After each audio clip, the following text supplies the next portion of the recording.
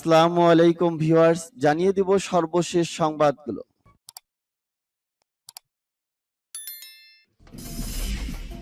সংবাদের শুরুতেই জানিয়ে দিব সংবাদ শিরোনাম। যুক্তরাষ্ট্রের হুমকি পাত্তা দিচ্ছে না তুরস্ক। ড্রোন দিয়ে শত্রুর লক্ষ্যবস্তু ধ্বংস করল ইরান। তিন দেশের ঠেলাঠেলিতে সাগরে মানবেতর জীবন কাটছে 99 অভিবাসন প্রত্যাশী। আফগানিস্তানে ভয়াবহ বন্যায় নিহত 180। এবং জানিয়ে দিব সর্বশেষ শিরোনাম। অবশেষে রাশিয়ার তেল ঢুকলো বাংলাদেশে। এতক্ষণ শুনছিলেন সংবাদ শিরোনাম, এখন শুনবেন সংবাদের বিস্তারিত। তো বন্ধুদের কাছে রিকোয়েস্ট রইল, এই ভিডিওতে একটা লাইক দিবেন, আর ভালো লাগলে বন্ধুদের মাঝে অবশ্যই শেয়ার করে দিবেন। যুক্তরাষ্ট্রের হুমকি পাত্তা দিচ্ছে না তুরস্ক। রাশিয়ার সঙ্গে ব্যবসা বাণিজ্য অব্যাহত রাখলে তুরস্কের ওপর নিষেধাজ্ঞার হুমকি দিয়েছে যুক্তরাষ্ট্র। তবে সেই হুমকিকে মোটেই পাত্তা দিচ্ছে না তুরস্ক। যুক্তরাষ্ট্রের এমন হুমকি অর্থহীন বলে মন্তব্য করেছেন তুরস্কের অর্থমন্ত্রী নুরুদ্দিন নেবাতি। বার্তা সংস্থা রয়টার্স শুক্রবার এক প্রতিবেদনে এ তথ্য জানিয়েছে। এক টুইট বার্তায় নুরুদ্দিন নেবাতি বলেন, তুর্কি ব্যবসায়িক গোষ্ঠীগুলোকে পাঠানো চিঠিটি ব্যবসায়িক মহলের মধ্যে অর্থহীন উদ্বেগ তৈরি করেছে। আমরা আমাদের প্রতিবেশীদের সঙ্গে আমাদের অর্থনৈতিক ও বাণিজ্যিক সম্পর্ক উন্নত করতে দৃঢ় প্রতিজ্ঞ। বিশেষ করে পর্যটন সহ বিভিন্ন ক্ষেত্রে এসব একটি কাঠামোর মধ্যে যা নিষেধাজ্ঞার অধীন নয়। এর আগে তুরস্কের প্রধান বাণিজ্যিক অ্যাসোসিয়েশন জানিয়েছে, যুক্তরাষ্ট্রের ট্রেজারি বিভাগ তাদের কাছে চিঠি দিয়ে বলেছে, যদি তারা রাশিয়ার সঙ্গে ব্যবসা বাণিজ্য অব্যাহত রাখে তাহলে নিষেধাজ্ঞা আরোপ করা হবে। যুক্তরাষ্ট্রের ভয় তাদের আরোপিত নিষেধাজ্ঞা পাশ কাটাতে তুরস্ককে ব্যবহার করেছে রাশিয়া ও রাশিয়ার বাণিজ্য প্রতিষ্ঠানগুলো। এটি ঠেকাতেই রাশিয়ার সঙ্গে কোনো বাণিজ্য না করতে তুরস্ককে হুঁশিয়ারি দিয়েছে যুক্তরাষ্ট্র। এ মাসের মাঝামাঝি সময় রাশিয়ার প্রেসিডেন্ট ভ্লাদিমির পুতিনের সঙ্গে দেখা করেন তুরস্কের প্রেসিডেন্ট রেসেপ তাইপ এরদোগান। তখন পুতিন এরদোগান ঘোষণা দেন নিজেদের মধ্যে বাণিজ্যিক সম্পর্ক বৃদ্ধি করবেন তারা। গত কয়েকদিনে রাশিয়ার জ্বালানি কেনার পরিমাণ অনেক বাড়িয়ে দিয়েছে তুরস্ক। তাছাড়া রাশিয়ার যেসব ধন কুবেরের উপর যুক্তরাষ্ট্র ও পশ্চিমা দেশগুলো নিষেধাজ্ঞা আরোপ করছে, তারা তাদের দামি প্রমোত্তরীগুলো তুরস্কের বন্দরে নিয়ে আসছেন যেন এগুলো অন্য কোনো দেশ আটক করতে না পারে। এদিকে রাশিয়া ইউক্রেনে হামলা করার শুরু থেকে নিরপেক্ষ ভূমিকা পালন করছে তুরস্ক। ফলে পশ্চিমাদের সঙ্গে এক হয়ে তারা রাশিয়ার ওপর কোনো ধরনের নিষেধাজ্ঞা আরোপ করেনি। ড্রোন দিয়ে শত্রুর লক্ষ্যবস্তু ধ্বংস করল ইরান। দ্বিতীয় দিনের মতো ড্রোন মহড়া চালিয়েছে ইরানের সামরিক বাহিনী। এতে কল্পিত শত্রুর অত্যন্ত স্পষ্টকাতর এবং গুরুত্বপূর্ণ লক্ষ্যবস্তুগুলো নিখুঁতভাবে ও সফলতার সঙ্গে ধ্বংস করা হয়। মহড়ায় ইরানের সর্বাধুনিক 150 ড্রোন ব্যবহার করা হয়েছে। বৃহস্পতিবার ড্রোন মহড়ার মুখপাত্র সাইদ মাহমুদ মুসাবি এই দাবি করেন। তিনি বলেন, দ্বিতীয় দিনের মহড়ায় সত্যিকারের অস্ত্র ব্যবহার করা হয়েছে। কল্পিত শত্রুর লক্ষ্য বস্তুগুলোর বেশিরভাগই ধ্বংস করা হয়েছে, বাকিগুলো আজকের মধ্যেই ধ্বংস করা হবে। মুসাবি জানান, ইরানের সামরিক বাহিনী 4টি ইউনিট স্থল বাহিনী, নৌবাহিনী, বিমান বাহিনী এবং আকাশ প্রতিরক্ষা বাহিনী বিভিন্ন ধরনের ড্রোন পরিচালনা করে। কৌশলগত দিক দিয়ে বিশেষ গুরুত্বপূর্ণ হরমুজ প্রণালী এলাকা সহ প্রায় পুরো ইরানের ভূখণ্ডের উপর এসব ড্রোন মহড়া চালায়। অত্যন্ত নিখুঁতভাবে আঘাত হানতে পারে এমন সব অস্ত্র ব্যবহার করা হয়েছে আজকের মহড়া। এর মধ্যে কায়েম বোমা, আসলাম ক্ষেপণাস্ত্র এবং MK-82 বোমা ব্যবহার করে শত্রুর কমান্ড অ্যান্ড কন্ট্রোল সেন্টার থেকে শুরু করে জ্বালানি ট্যাঙ্ক, গোলা বারুদের ডিপো এবং রাডার ও ক্ষেপণাস্ত্র ব্যবস্থা ধ্বংস করা হয়।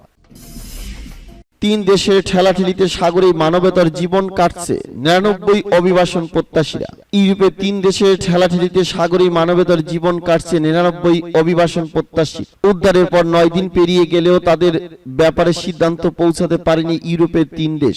এসব দেশ হলো ইতালি, স্পেন ও মাল্টা। কে তাদের গ্রহণ করবে তা নিয়ে নিকটবর্তী তিন দেশের ঠেলাঠেলিতে সাগরেই ভাসছেন এসব অসহায় মানুষ। তারা দ্রুত দুর্বল হয়ে পড়েছে। ইতিমধ্যেই অসুস্থ হয়ে পড়েছেন অনেকে। সৃষ্টি হয়েছে এক মানবেতর পরিস্থিতি।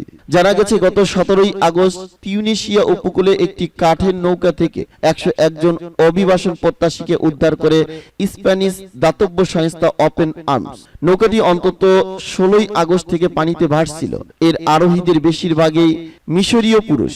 তাদের একজনের জরুরি চিকিৎসার প্রয়োজন হয়, তাকে এবং তার সঙ্গীকে ইতালিতে নামার অনুমতি দেওয়া হয়। তবে বাকিদের ওপেন আর্মসের উদ্ধারকারী জাহাজে থাকতে বলা হয়। এই সংস্থাটি এসব অভিবাসন প্রত্যাশীকে ইতালি, মাল্টা অথবা স্পেনে নামার অনুমতি চেয়েছে। ওপেন আর্ম ইউনোর মিশর প্রধান ডেভিড লাডো বলেন, এরই মধ্যে অনুরোধ প্রত্যাখ্যান করেছে মাল্টা। আর ইতালি স্প্যানিশ পতাকাবাহী জাহাজটি স্প্যানিশ রাষ্ট্রীয় চ্যানেলের মাধ্যমে পরিস্থিতি সামাল দিতে বলেছে। এরপর সংস্থাটি স্প্যানিশ কর্তৃপক্ষকে রাজ্যগুলোর মধ্যে সহায়তা প্রোটোকল সক্রিয় করতে অনুরোধ জানিয়েছে। ওপেন আর্মসের উদ্ধারকারী জাহাজটি বর্তমানে ইতালির সিসিলি উপকূল থেকে প্রায় 300 নটিক্যাল মাইল দূরে অবস্থান করছে। লাডো বলেন, জাহাজের পরিস্থিতি প্রতি ঘন্টায় খারাপ হচ্ছে। এই লোকগুলোকে নামানোর জন্য আমাদের কেন কোনো বন্দর দেওয়া হচ্ছে না তা ঘিরে অনিশ্চয়তার কারণে উত্তেজনা দ্রুত বাড়ছে। আফগানিস্তানে ভয়াবহ বন্যায় নিহত 180। আফগানিস্তানে চলতি আগস্ট মাসের বন্যায় অন্তত 180 জনের মৃত্যু হয়েছে। এ সময় আহত হয়েছে আরো 2500 মানুষ এবং অন্তত 3000 ঘরবাড়ি আংশিক বা পুরোপুরি বিধ্বস্ত হয়েছে। আফগানিস্তানে ক্ষমতাসীন তালেবানের মুখপাত্র জবিউল্লাহ মুজাহিদ এ খবর জানিয়েছেন। তিনি বলেন, হাজার হাজার গবাদি পশু বন্যার পানির তলে ভেসে গেছে। দুর্গত এলাকাগুলোতে সরকার পুরোদমে উদ্ধার ও ত্রাণ তৎপরতা চালাচ্ছে। একই সঙ্গে বন্যায় দুর্গতদের সাহায্যে এগিয়ে আসার জন্য আন্তর্জাতিকভাবে সাহায্য চাওয়া হয়েছে। চলতি বন্যার জন্য সাবেক আশরাফ গনি সরকারকে অভিযুক্ত করে মুজাহিদ বলেন, ওই সরকার দেশের অবকাঠামো ও স্থাপনা নির্মাণ করার ক্ষেত্রে চরম অব্যবস্থাপনার পরিচয় দিয়েছে বলে প্রবল বৃষ্টিপাতের পানি সরে যেতে পারেনি, ফলে বন্যা চরম আকার ধারণ করেছে। আফগানিস্তানের মধ্য ও পূর্বাঞ্চলে প্রবল বর্ষণের ফলে চলতি আগস্ট মাসের মাঝামাঝি সময়ে ভয়াবহ বন্যা দেখা দিয়েছে। বন্যায় সবচেয়ে বেশি ক্ষতিগ্রস্ত হয়েছে পারওয়ান প্রদেশ। রাজধানী কাবুলের উত্তরে অবস্থিত পারওয়ান প্রদেশে ভারী বর্ষণ হয় এবং দ্রুত পানি সরে যাওয়ার ব্যবস্থা না থাকায় নদী ও খালগুলো উপড়ে পড়ে। বন্যায় আরো যেসব প্রদেশ ক্ষতিগ্রস্ত হয়েছে সেসবের মধ্যে রয়েছে কাপিসা, পাঞ্চশির ও নানগারহার। অবশেষে রাশিয়ার তেল ঢুকলো বাংলাদেশে। পরীক্ষা নিরীক্ষার জন্য রাশিয়ার 50 লিটার অপরিশোধিত জ্বালানি তেল বাংলাদেশে ঢুকছে বলে সময় সংবাদকে নিশ্চিত করেছে চট্টগ্রাম বন্দরে সংশ্লিষ্ট এক কর্মকর্তা। এ তেল চট্টগ্রাম বন্দরে খালাসের অপেক্ষায় রয়েছে বলেও জানিয়েছেন তিনি। এদিকে ডলার সাশ্রয় শপিং কর্পোরেশনের 3টি অয়েল ট্যাঙ্কারের মাধ্যমেও তেল আনার চেষ্টা করছে বলে জানিয়েছে প্রধানমন্ত্রী বেসামরিক শিল্প ও বিনিয়োগ বিষয়ক উপদেষ্টা সালমান এফ রহমান। বৃহস্পতিবার সচিবালয়ে এক মত বিনিময় সভায় তিনি আরো বলেন, বিশ্বের যে দেশে তেলের দাম কম পাওয়া যাবে সেখান থেকে আমদানি করা হবে। এদিকে জ্বালানি বিশেষজ্ঞ বলেছেন, এ সিদ্ধান্ত কার্যকর হলে দুইভাবে লাভবান হবে বাংলাদেশ। কম মূল্যে জ্বালানি তেল পাওয়ার সঙ্গে সঙ্গে চাপ কমবে ডলারের উপরও, কাটবে দেশে চলমান সংকট। তবে পশ্চিমা বিশ্বের সঙ্গে কূটনৈতিক সম্পর্কে যেন কোনো প্রভাব না পড়ে সেদিকেও খেয়াল রাখার আহ্বান সংশ্লিষ্টদের। বেশ কয়েকদিন ধরেই আলোচনায় রাশিয়া থেকে সাশ্রয়ী মূল্যে জ্বালানি তেল আমদানির বিষয়টি। শুরুতে অপরিশোধিত তেল বিক্রির প্রস্তাব দিলেও দেশটি এখন পরিশোধিত তেল সাশ্রয়ে আগ্রহী। এরই মধ্যে বাংলাদেশে পাঠানো হয়েছে তেলের নমুনা।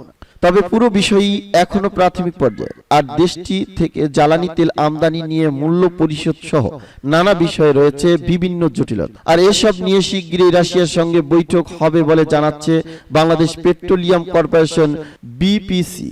এ ব্যাপারে জ্বালানি বিষয়ক বদরুল ইমাম বলেন, রাশিয়া থেকে জ্বালানি তেল আমদানি আগে বিবেচনায় রাখতে পশ্চিমা বিশ্বের সঙ্গে সম্পর্কের বিষয়টিও। সরাসরি রাশিয়া থেকে তেল আমদানি করতে হলে অপরিশোধিত তেল আনার পক্ষে মতামত দিচ্ছেন জ্বালানি বিশেষজ্ঞ। তবে রাশিয়া থেকে তেল আমদানির ক্ষেত্রে আরেক চ্যালেঞ্জ হচ্ছে মূল্য পরিশোধ। আর এক্ষেত্রে ভালো বিকল্প হতে পারে দ্বিপাক্ষিক মুদ্রা বিনিময়, এমনটাই মনে করেছেন অর্থনীতিবিদ মুস্তাফিজুর রহমান। এসব পক্ষের সঙ্গে ভারসাম্যপূর্ণ সম্পর্ক বজায় রেখে রাশিয়া তেল আমদানি করতে পারলে দুভাবে লাভবান হতে পারে বাংলাদেশ। একটি হলো কম মূল্যে জ্বালানি পাওয়া, অন্যটি ডলারের উপর চাপ কমানো, এমনটাই ভাবছেন সংশ্লিষ্টরা।